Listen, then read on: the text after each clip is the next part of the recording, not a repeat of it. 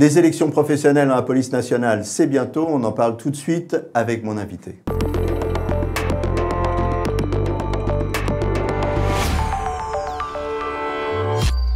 Les élections dans la police nationale, c'est bientôt. Le vote, c'est une démarche personnelle et c'est important de le rappeler. La sécurité du vote a été renforcée, Denis Jacob. Alors, on va rappeler comment on votait avant et comment on va voter maintenant. Comment on votait avant ? Alors en 2018, effectivement, les policiers recevaient individuellement au sein de leur service, par leur secrétariat notamment, un courrier dans lequel il y avait des identifiants pour voter. Et une fois qu'on avait ce courrier avec ces identifiants, n'importe qui pouvait les récupérer et voter à la place des policiers. C'est d'autant vrai que certains syndicats se sont comportés comme des voyous et ont mis la pression sur les policiers pour récupérer ces courriers, eh bien, en donnant des bons d'achat de 50 €, par exemple, ou en offrant des cadeaux. Et donc, on a détourné, volé le vote des policiers. Alors aujourd'hui, ça ne va plus être possible parce que, véritablement, c'est le policier qui va être obligé de voter avec sa carte.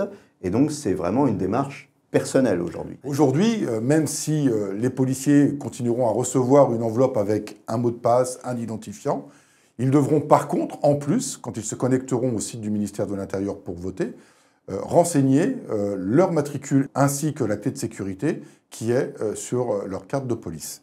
Ils vont se connecter au site du ministère de l'Intérieur, ça veut dire qu'ils peuvent voter chez eux tranquillement, en toute tranquillité, en toute conscience. Oui, puisque l'accès à ce site, peut se faire via l'intranet du ministère de l'Intérieur, mais aussi via Internet. Et donc le policier n'a pas besoin d'attendre d'être au commissariat ou dans son service pour aller voter. Il pourra voter librement de chez lui. Cette nouveauté renforce la sécurité, tout simplement parce que voter à la place du détenteur des identifiants, c'est un détournement de vote, c'est un délit, et que le vote reste personnel, confidentiel, et que le policier doit lui-même voter et ne pas se laisser influencer, ne pas subir certaines pressions électorales pour son avenir, notamment pour son déroulement de carrière, et qu'il ne faut absolument pas qu'il donne cette clé de sécurité ou son matricule à un syndicat pour que ce syndicat puisse voter à sa place. C'est important de le rappeler, le vote c'est une affaire sérieuse, c'est une démarche personnelle et ça doit être le reflet de vos convictions.